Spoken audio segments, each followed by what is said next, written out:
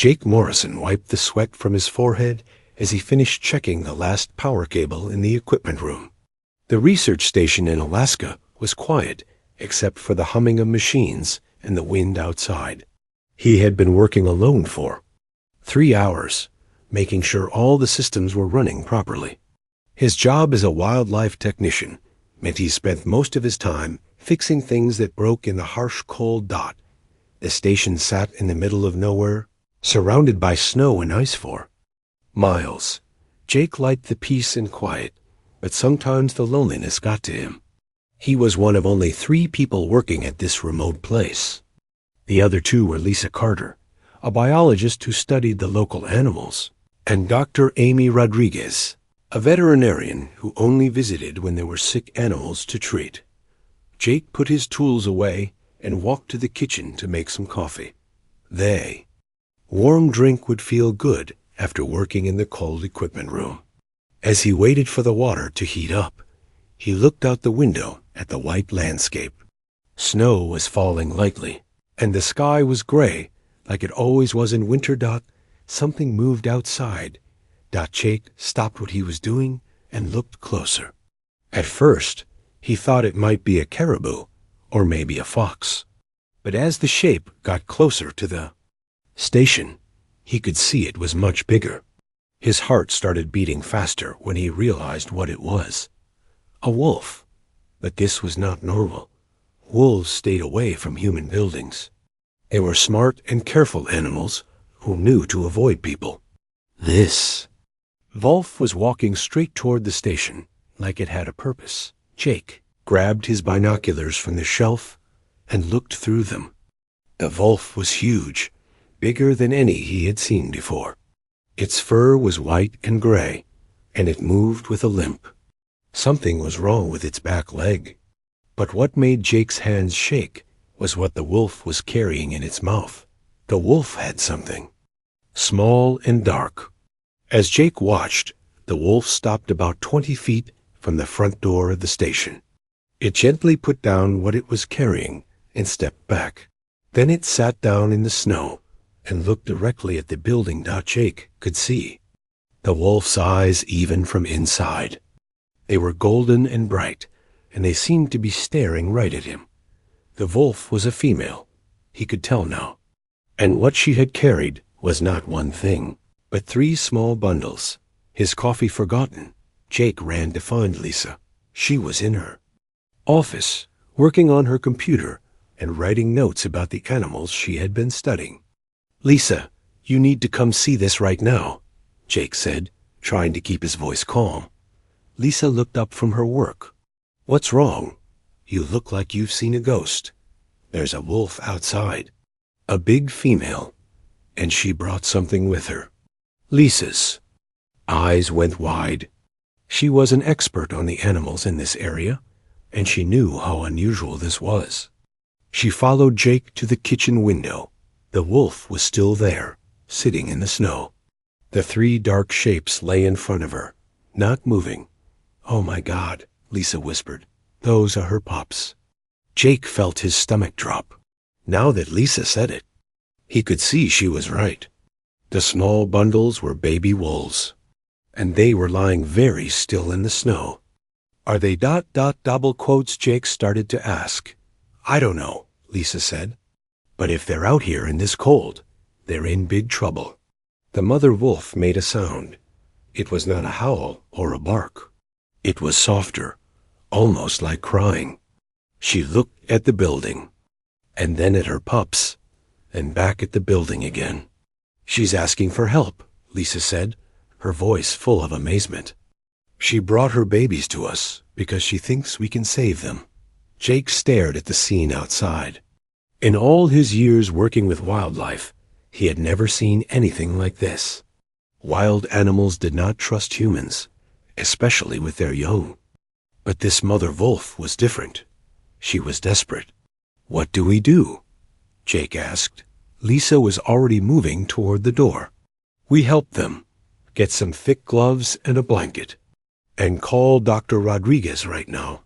Tell her it's an emergency." Jake's hands were shaking as he dialed the doctor's number on the radio. Dr. Rodriguez was at another research station 50 miles away. It would take her hours to get to them, even if she left right away. Dr. Rodriguez, this is Jake at Station 7. We have an emergency. The radio crackled, and then he heard Amy's voice. What kind of emergency, Jake? A wolf brought her pups to our station. They look like they're dying from the cold. The mother is just sitting here, waiting for us to help. There was silence on the radio for a moment. Then Amy's voice came back, clear and professional. How many pups? 3. They're not moving. Okay, listen carefully. I'm leaving right now, but it will take me 3 hours to get there.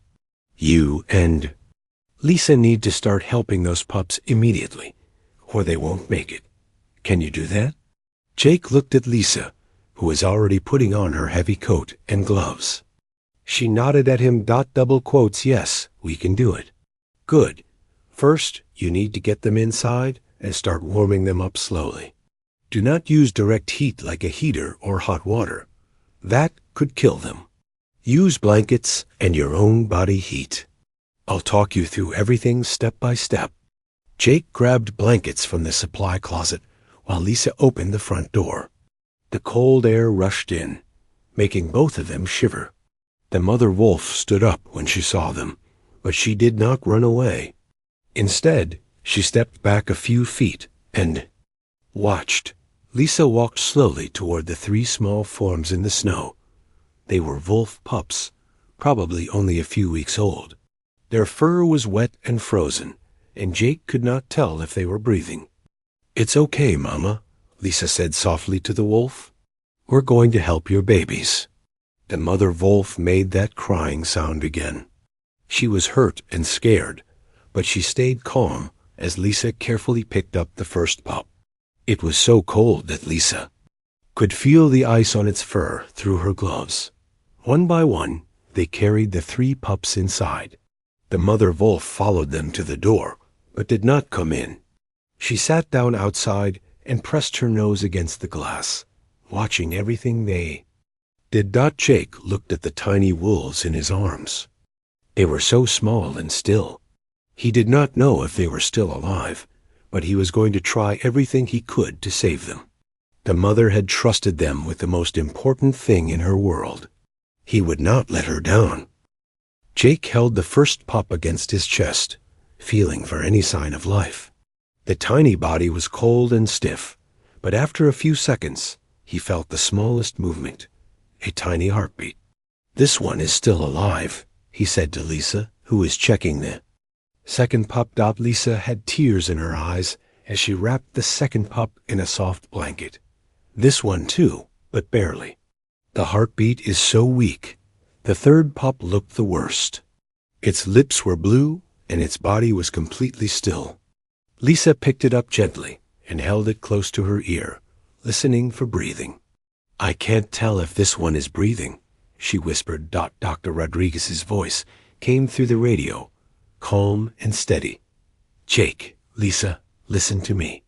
You need to warm them. Up very slowly. Get some towels and blankets. Wrap each pup separately and hold them against your body. Your body heat is the safest way to warm them. Jake and Lisa worked quickly but carefully. They wrapped each pup in warm towels and held them close. Jake could feel the first pup's heartbeat getting a little stronger against his chest. What else can we do? Lisa asked into the radio. Check their mouths for ice or snow. Clean it out gently with your finger. If they start breathing better, you can try giving them a tiny bit of warm water with a dropper, but be very careful not to choke them. Jake looked out the window at the mother wolf. She was still sitting in the snow, watching them through the glass. Her golden eyes never left her babies. Even from inside, Jake could see that she was hurt. Her back leg was bleeding, and she was too thin. She had given everything to keep her pups alive. The mother wolf is injured, Jake told Dr. Rodriguez. She's bleeding from her back leg, and she looks starved. We'll help her too, but right now focus on the pups. How are they doing? Lisa checked the second pup. This one is breathing better. I can see its chest moving up and down. Jake felt a tiny movement from the pup he was holding. It made a small sound, almost like a squeak. Mine just made a noise. I think it's trying to cry. That's good. That means it's getting warmer and stronger. Keep holding them close. Talk to them softly. Animals can hear your voice, and it helps them feel safe. For the next hour, Jake and Lisa sat on the couch, holding the wolf pups and talking to them quietly. They took turns checking on each pup and making sure they were all breathing. The mother wolf never moved from her spot outside the window. The first pup started moving more. It wiggled in Jake's arms and made small crying sounds. Jake smiled for the first time since this all started.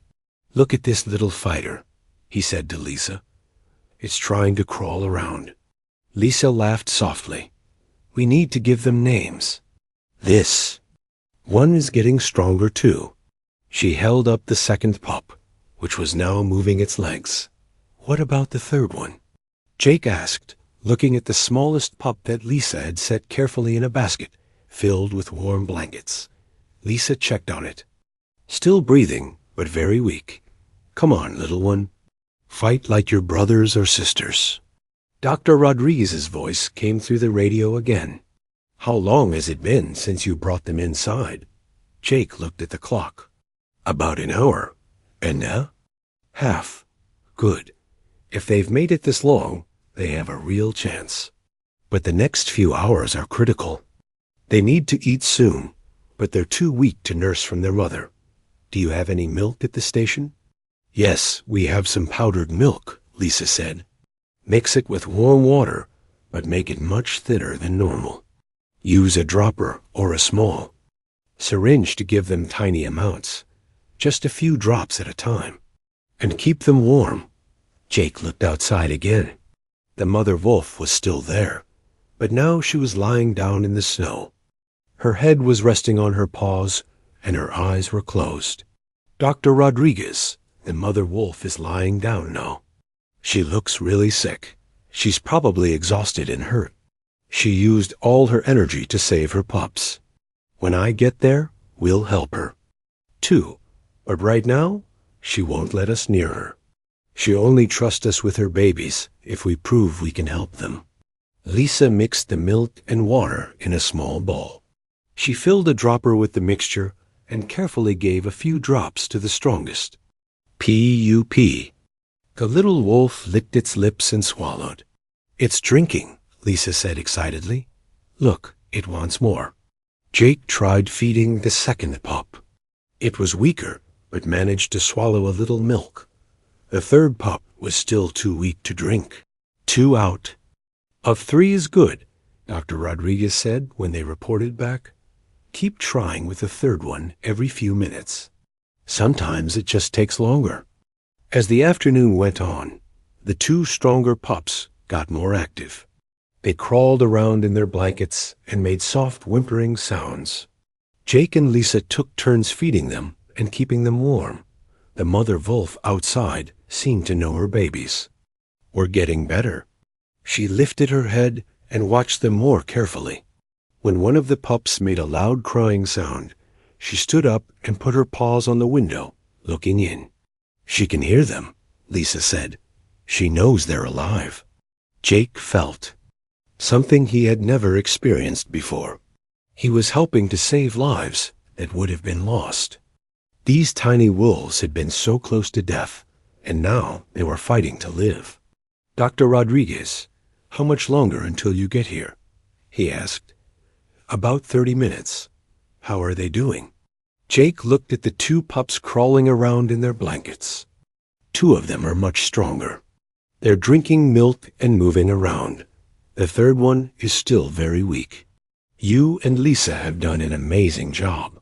Most people wouldn't know how to help wild animals like this. You've given these pups a chance to live." Lisa was trying to feed the weakest pup again. This time, it opened its eyes for a moment and took a tiny sip of milk. "It drank some," she said quietly. "Come on, little one. Your mama is waiting for you." Outside, the mother wolf made a soft sound. It was not the crying sound from before. This sound was different. It was almost like she was saying thank you. Jake looked at her through the window. "We're going to help you too, Mama. Just wait a little longer." The mother wolf looked at him with her golden eyes. Then she lay back down in the snow, but kept watching her babies through the glass. She was waiting, trusting that these humans would save her most precious gifts. Jake held the strongest pup against his chest and felt its tiny heart beating steadily. Against all odds, they were winning this fight. The sound of a snowcat engine broke the quiet around the research station. Jake looked up from feeding the wolf pups and saw headlights cutting through the falling snow. Dr. Rodriguez had finally arrived. "She's here," Jake told Lisa, who was holding the weakest pup and trying to get it to drink more milk. The two stronger pups were doing much better now. They crawled around in their warm blankets and made soft crying sounds when they were hungry. Jake had started calling the biggest one Echo because it seemed to answer back when he talked to it. Lisa named the second one Storm because it was very active and always moving around. The third pup, the smallest and weakest one, they called Shadow. It was still fighting for its life. Shadow would drink a little milk sometimes, but mostly just lay still and breathed softly. Dr. Rodriguez parked the snowcat and got out, carrying a large medical bag. The mother wolf, who they had started calling Aurora because of her beautiful golden eyes, stood up and backed away from the building. But she did not run. She watched as the new human approached. "It's okay, girl," Dr. Rodriguez said softly to Aurora as she walked to the door. "I'm here to help your babies." Jake opened the door, and Dr. Rodriguez came inside, shaking snow off. Her coat. She was a small woman with kind eyes and gray hair. She had been working with wild animals for 20 years. "Let me see them," she said, setting down her medical bag. Jake showed her Echo first. The pup was now strong enough to crawl around and drink milk easily. Dr. Rodriguez listened to its heart with a small stethoscope and checked its eyes and mouth. "This one is doing very well," she said with a smile. "You did everything right, Jake. Its heartbeat is strong and its breathing is normal." She checked Storm next. This pup was also much better, though not quite as strong as Echo. "This one will be fine too. Good work, Lisa." Then Dr. Rodriguez looked at Shadow. The tiny pup was lying quietly in its blanket, breathing very slowly. She listened to its heart for a long time and felt its tiny body carefully. "This little one is still in danger," she said quietly. "It has some fluid in its lungs, which means it got very cold for too long. We need to give it medicine to help it breathe better." Dr. Rodriguez opened her medical bag and took out a small bottle and a tiny needle. "I'm going to give it an injection to help clear its lungs. Hold it very still." Jake held Shadow gently while Dr. Rodriguez gave it the medicine. The little pup barely moved when the needle went in. "Now we wait and see," Dr. Rodriguez said. "Keep it warm and try to feed it every hour. If it makes it through the night, it should be okay." Jake looked out the window at Aurora. The mother wolf was still there, but she looked worse than before. She was lying in the snow and breathing hard. Dr. Rodriguez, the mother wolf, is really sick. She's been bleeding from her leg, and she hasn't eaten anything since she got here. Dr. Rodriguez looked outside and saw Aurora. She's exhausted and hurt. She used all her energy to bring her pups here and keep them alive. If we don't help her soon, she might die too. But how can we help her? She won't let us get close. Dr. Rodriguez thought for a moment. She trusts you with her babies. Maybe she'd trust you to help her too. But we need to be very careful. Even a hurt wolf can be dangerous. She went back to her medical bag and took out a small dark gun and a vial of medicine. "This is a sedative," It will make her sleep so we can treat her safely. But someone needs to get close enough to give her the shot. Jake looked at Aurora through the window. The wolf was watching him with her golden eyes. Even though she was hurt and tired, she had not left her babies. "I'll do it," Jake said. "Are you sure? If something goes wrong, she could hurt you." Jake nodded. "She brought her babies to me for help. She trusts me. I have to try to help her." Dr. Rodriguez loaded the dart gun with the sedative. "Move very slowly. Don't look directly into her eyes too much. Talk to her in a soft voice. If she gets scared or angry, back away immediately." Jake put on his heavy coat and gloves. Lisa held Echo and Storm, while Dr. Rodriguez watched Shadow carefully. Jake opened the door and stepped outside into the cold. Aurora lifted her head and looked at him. She was only 10 feet away, close enough that Jake could see how hurt she really was. Her back leg had a deep cut that was infected and bleeding. Her ribs showed through her thick fur, which meant she had not eaten for days, maybe weeks. "Hello, Aurora," Jake said softly. "I know you're hurt. We helped your babies, and now we want to help you." Aurora made a soft whining sound. She was too, tired and weak to be afraid anymore. Jake took one step closer. Aurora watched him, but did not move away. He could see that her breathing was shallow and fast. "Your babies are getting better," Jake continued, taking another small step. "Echo and Storm are drinking milk and crawling around. Shadow is still sick, but Dr. Rodriguez gave it medicine." Aurora's ears moved when Jake said the names of her. Pups.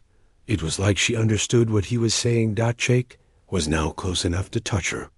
He could see the pain in her golden eyes. Very slowly, he reached out his hand toward her head. Aurora sniffed his glove. Then, to Jake's amazement, she let him touch her head gently. "Good girl," Jake whispered. "We're going to make you feel better." Doctor Rodriguez appeared in the doorway with the dart gun. Aurora saw her and tensed up, but Jake kept his hand on her head and talked to her softly. "It's okay, Aurora. She's a doctor. She helped your babies, and now she's going to help you." Dr. Rodriguez raised the dart gun slowly. Aurora saw it and started to get up, but she was too weak. The dart hit her in the shoulder, and within a few seconds, her eyes got heavy. "It's okay," Jake said as Aurora's head sank down onto her paws. "Sleep now. When you wake up, you'll feel better." Within minutes, Aurora was sleeping peacefully in the snow. Jake and Dr. Rodriguez carefully carried her inside the station and laid her on blankets near her pups. Now they had a mother wolf and 3 baby wolves in their research station. Jake looked at the strange scene and shook his head. 24 hours ago, he was just fixing equipment. Now he was part of something amazing. Dr. Rodriguez began cleaning Aurora's infected wound. "This is from a bullet," she said, showing Jake the injury. "Someone shot her, but the bullet just grazed her leg. She's been fighting infection for weeks." Jake felt angry that someone had hurt Aurora, but then he felt proud that despite being hurt by humans, she had still trusted them to help her babies. "She's going to be okay, isn't she?" Dr. Rodriguez smiled as she bandaged Aurora's leg. "She'll be fine. In a few days, she'll be strong enough to take care of her pups again." Jake looked at the wolf family sleeping peacefully together. Something incredible was happening here, and it was just the beginning. 1 week had passed since Aurora and her pups came to the research station. The storage room had become their home, with soft blankets and a heating lamp to keep everyone warm. Dr. Rodriguez had stayed for 3 days to make sure the wolf family was healthy before returning to her other station. Jake woke up early and went to check on the wolves, like he did every morning. Aurora was awake, lying on her side while her 3 pups nursed. Her leg was much better now, and she could walk without limping. When she saw Jake, She lifted her head and made a soft sound, almost like she was saying good morning. "Hello, Aurora," Jake said quietly. "How are your babies today?" All 3 pups were alive and growing stronger every day. Shadow, the smallest. One had surprised everyone by becoming the most active pup once the medicine cleared the fluid from its lungs. Echo was still the biggest and strongest, but Shadow was catching up quickly. Storm was the smartest one. Jake had noticed this over the past few days. When Jake brought food and water into the room, Storm would watch everything he did very carefully. The pups seemed to understand that Jake was helping them. "Good morning, little ones," Jake said, sitting down on a chair near their blankets. Something amazing happened then. Echo got up from nursing and walked over to Jake's feet. The young wolf looked up at him and made a small sound, like it was trying to talk to him. "Hey there, Echo," Jake said, reaching down slowly to pet the pup's head. Aurora watched this carefully, but she did not seem worried. She knew Jake was safe. Echo enjoyed being petted and tried to climb up Jake's leg to get closer to him. Lisa came into the room carrying a notebook and camera. She had been writing down everything the wolves did, studying their behavior for her. "Research. Look at this," she said excitedly. "Echo is bonding with you, Jake. This is very unusual for wild wolves." Storm heard Lisa's voice and walked over to her. The pup sat down at her feet and looked up at her, just like Echo had done with Jake. "And Storm is doing the same thing with me," Lisa laughed. "It's like they think we're part of their pack." Shadow was different from its siblings. The smallest pup stayed close to Aurora most of the time, but Jake noticed something special about Shadow. When Jake was sad or worried about something, Shadow would come over and sit next to him. It was like the little wolf could feel Jake's emotions. Aurora stood up and walked to the door that led outside. She looked back at Jake and made a soft sound.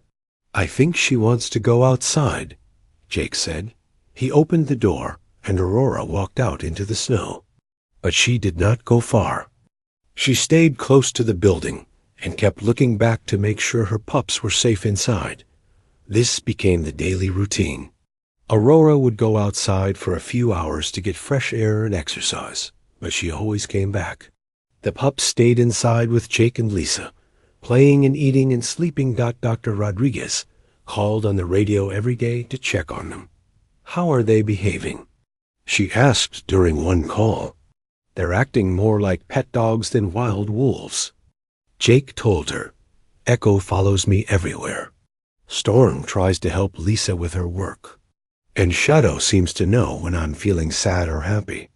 "That's very interesting," Dr. Rodriguez said. "Wild wolves usually stay afraid of humans, even when they're raised by people. These pups are different." Lisa was taking pictures and writing notes about everything the wolves did. "I think they bonded with us because we saved their lives when they were so young," she said. "They think Jake and I are their second parents." One afternoon, a visitor came to the research station. Ben Crowfeather was an old Native American man who lived in the nearest village 50 miles away. He sometimes helped the research station with information about local wildlife. Ben drove up on his snowmobile and knocked on the door. Jake let him in, and Ben immediately noticed the wolf sounds coming from the storage room. "You have wolves inside your building?" Ben said with a smile. "It's a long story," Jake said, and he told Ben everything that had happened. Ben listened carefully, nodding his head. When Jake finished the story, Ben was quiet for a moment. "In my people's stories, we talk about spirit wolves," Ben said finally. "These are special wolves that form bonds with humans during times of great need. They are very rare, maybe 1 or 2 in 100 years. "You think Aurora is a spirit wolf?" Lisa asked. "I think Aurora is very special," Ben said. "Most wild animals would die before they trusted humans. But Aurora was smart enough and brave enough to ask for help. And her pups are learning to trust too." Ben asked to see the wolf family. Jake brought him to the storage room, where Aurora was resting with her pups. When Aurora saw the old man, she stood up and looked at him carefully. Ben spoke to Aurora in his native language, saying words that Jake could not understand. Aurora listened and then walked over to Ben. She sniffed his hand and let him pet her head. "She knows I am a friend," Ben said. "Animals can sense these things." Echo, Storm, and Shadow came over to meet Ben, too. The old man smiled as the 3 pups climbed on his legs and tried to get his attention. "These pups have learned that humans can be good," Ben said. "They will remember this their whole lives." That evening, after Ben had left, Jake sat with the wolf family in their room. Aurora was lying down with her pups nursing, but she kept one eye open, watching Jake. Echo finished nursing and came over to Jake. The pup curled up next to Jake's feet and went to sleep. Storm did the same thing on the other side, and Shadow lay down where it could touch both Jake and Aurora. "Look at this," Lisa whispered, taking a picture. "They really do think you're part of their family." Jake felt something he had never felt before. These wild animals trusted him completely. They felt safe with him. Echo, Storm, and Shadow did not know they were supposed to be afraid of humans. To them, Jake was just another member of their pack. Aurora made a soft sound and closed her eyes. She was not worried about her pups because she knew Jake would protect them. Jake realized that everything had changed. A week ago, he was just a technician who fixed equipment. Now he was a parent to 3 wolf pups and a friend to their mother. The wolves had changed not just their own lives, but his life too. Outside, the wind was blowing and snow was falling. But inside the storage room, a human and 4 wolves slept peacefully together, like a family that had always belonged together. 6 weeks had passed since Aurora first brought her pups to the research station.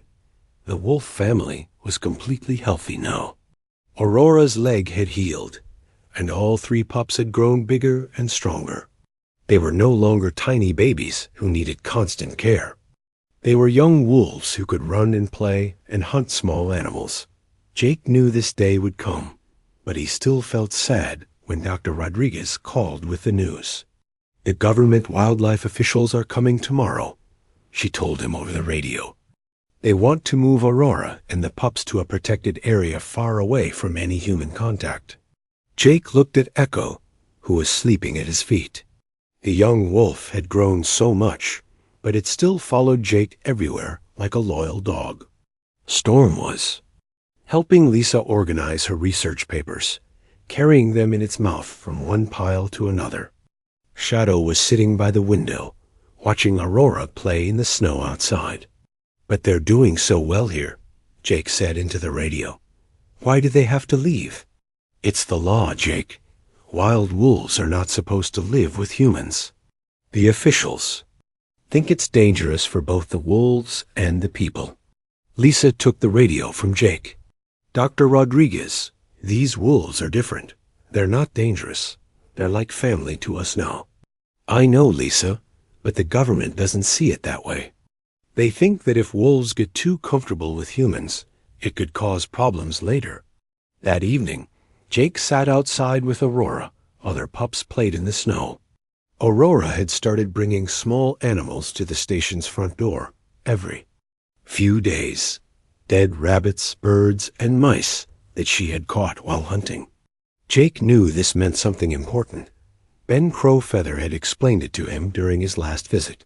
When wolves bring food to someone, it means they think that person is part of their pack, Ben had said.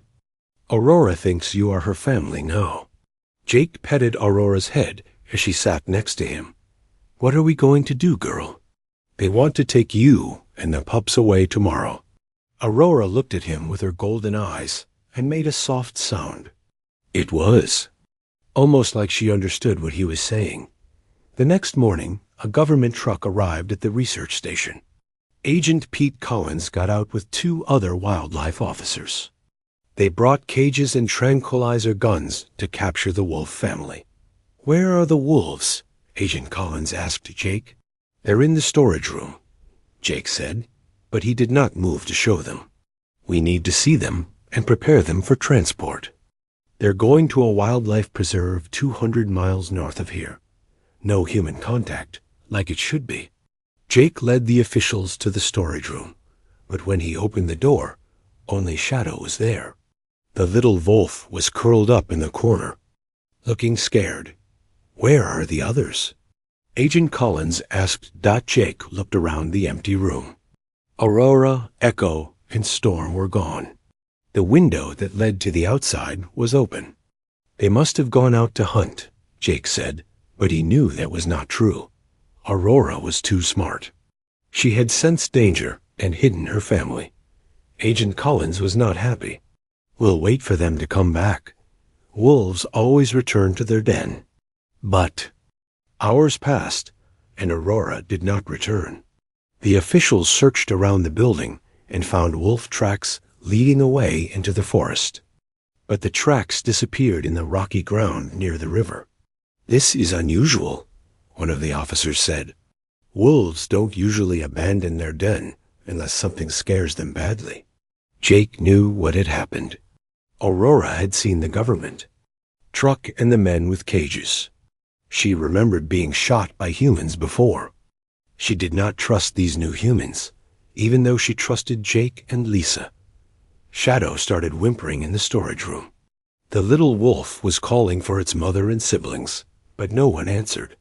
"We'll take this one and come back for the others." "Later," Agent Collins said. "No," Jake said quickly. "You can't separate them. Shadow will die without its family." "It's just a wolf, Mr. Morrison. It will adapt." But Jake knew Shadow would not adapt. The little wolf was the most sensitive of the three pups. It needed its family to feel safe. As Agent Collins reached for Shadow with a capture pole, something amazing happened. The little wolf ran to Jake and climbed up his leg, trying to hide in his arms. "The wolf thinks you're its parent," one of the officers said, looking surprised. Agent Collins frowned. "This is exactly why these wolves need to be relocated. There." Two attached to humans. Just then, Aurora appeared at the open window. She had come back for Shadow, but she stayed outside where the officials could not catch her easily. Aurora made a low sound, calling to Shadow. But Shadow did not go to her. Instead, the little wolf stayed in Jake's arms, too scared to move. "She won't leave without her pup," Jake said, "and the pup won't leave without me." Agent Collins raised his tranquilizer gun, aiming it at Aurora. "Through the window. Then we'll have to sedate her." "Wait," Lisa said. "There has to be another way." Before anyone could stop him, Jake walked to the window with Shadow still in his arms. Aurora did not run away. She trusted Jake, even with the dangerous humans nearby. "Listen," Jake said to Agent Collins. "These wolves are not ordinary wild animals anymore. They've formed a bond with humans that has never been seen before. Taking them away and separating them will destroy something amazing. Mr. Morrison, you're not a wildlife expert. You don't understand the bigger picture." "Maybe not," Jake said, "but I understand these wolves, and they understand me. To prove." His point, Jake gently set Shadow down near the window. The little wolf looked back and forth between Jake and Aurora, confused and scared. Aurora made a soft sound, encouraging Shadow to come to her. But Shadow ran back to Jake instead. Even Agent Collins looked surprised. "I've never seen a wild animal choose a human over its own mother." That's when Ben Crowfeather's truck pulled up outside. The old man got out and walked into the building, like he owned the place. "You have a problem here," Ben said, looking at the officials with their guns and cages. "This is government business, sir," Agent Collins said. "And this is sacred business," Ben replied. "These are spirit wolves.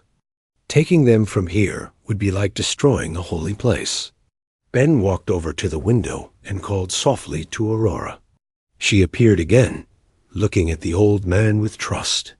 "I have an idea," Ben said.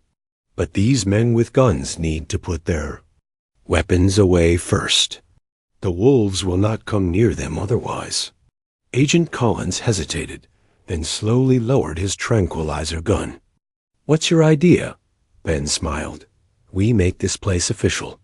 Turn the research station into a wildlife sanctuary. Let the wolves stay here, but make it legal." Jake felt hope for the first time that day. Maybe there was a way to keep his wolf family together after all. Agent Collins looked at Ben Crowfeather with confusion. "A wildlife sanctuary? You can't just decide that. There are laws and paperwork and approval processes that take years." Ben smiled. "I know people in the government who care about preserving special places. This situation is unique enough that they might make an exception." Jake felt his heart beating faster. The idea of keeping Aurora and her family at the research station seemed impossible, but Ben sounded confident. "What would that mean exactly?" Lisa asked. "The research station would become an official wildlife preserve," Ben explained. "Jake would become the head researcher instead of just a technician. You would study the relationship between humans and wolves, something that has never been done before." Agent Collins shook his head. "Even if that were possible, we still have the immediate problem of 3 missing wolves. I can't leave here without completing my job." That's when Aurora made the decision for everyone. She appeared at the window again, but this time Echo and Storm were with her. The 3 wolves looked at the humans in the room, especially at Shadow, who was still hiding behind Jake's legs. Aurora made a soft calling sound to her family. Echo and Storm immediately jumped through the window into the room. They ran straight to Jake and Lisa, completely ignoring the government officials and their equipment. Agent Collins stared in amazement as Echo rubbed against Jake's legs and Storm climbed up to lick Lisa's face. "I've been working with wild animals for 15 years, and I've never seen anything like this." Aurora was still outside the window, watching carefully. She wanted to come in, but she was afraid of the strangers with their cages and guns. Jake had an idea. "Agent Collins, would you and your men please step outside for a few minutes? Aurora won't come in while she thinks there's danger." "This is highly irregular," Agent Collins said, but he could see that nothing normal was happening here. He motioned for his officers to follow him out of the building. As soon as the officials left, Aurora jumped through the window. She went straight to Shadow and licked the little wolf's face, making sure it was okay. Then she did something incredible. Aurora walked over to Jake and gently took his hand in her mouth. She did not bite him. Instead, she led him toward the window, making soft sounds. "She wants to show me something," Jake said to Lisa. Jake followed Aurora outside, with all 3 pups following behind him. Agent Collins and his officers watched from a distance as Aurora led the small group toward the forest. About 100 yards from the research station, Aurora stopped at a small clearing in the trees. Jake could see that someone had been digging here recently. There were small holes in the ground and disturbed snow. Aurora walked to one of the holes and looked back at Jake. She made a calling sound, different from any sound Jake had heard her make before. 2 small heads appeared from under a fallen log. More wolf pups, even smaller than Aurora's 3 babies had been when she first brought them to the station. "Oh my God," Jake whispered. "There are more of them." These 2 pups were very young, probably only a few weeks old.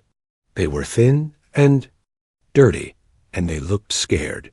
Aurora walked over to them and gently picked up one in her mouth. She brought it to Jake and set it down at his feet. Jake understood immediately.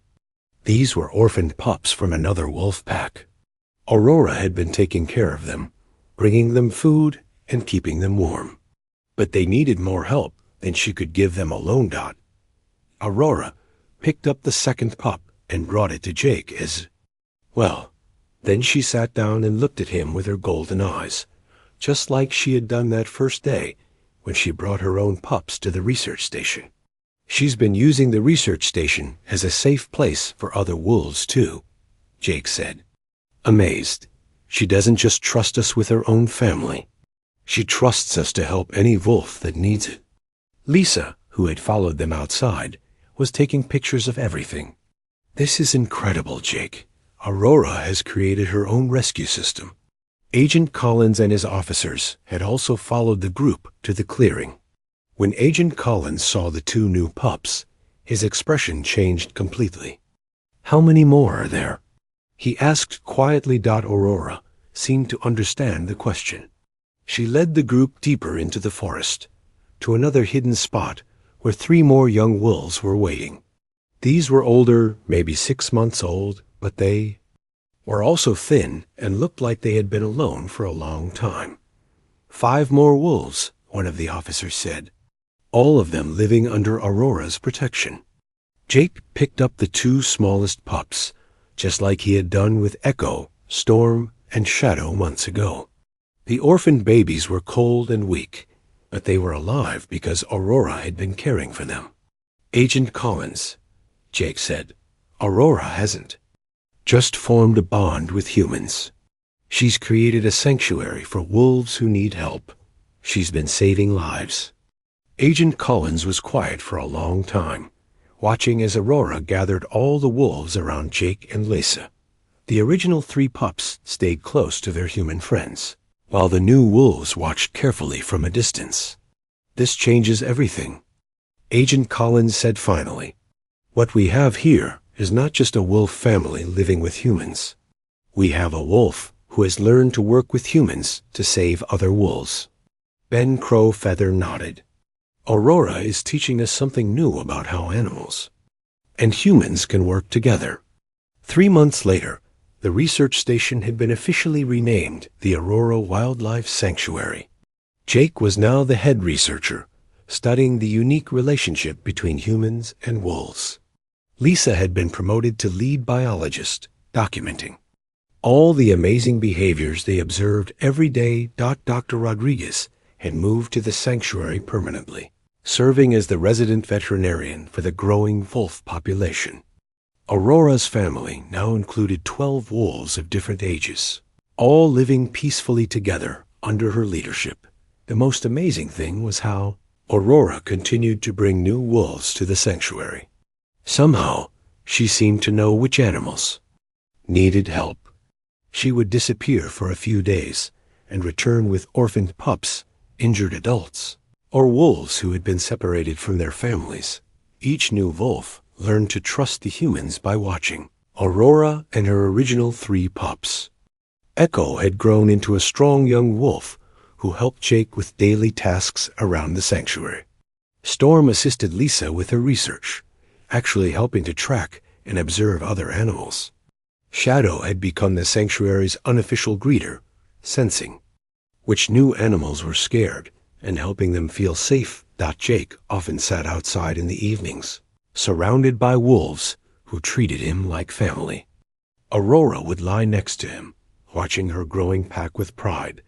You knew this would happen, didn't you? Jake would ask her. From the very first day, you knew we could build something amazing together. Aurora would look at him with her golden eyes and make that soft sound that meant everything was right in her world. The something incredible that had started with a desperate mother wolf asking for help had become a new way for humans and animals to live together. Aurora had not just saved her own pups. She had shown the world that trust and compassion could create miracles.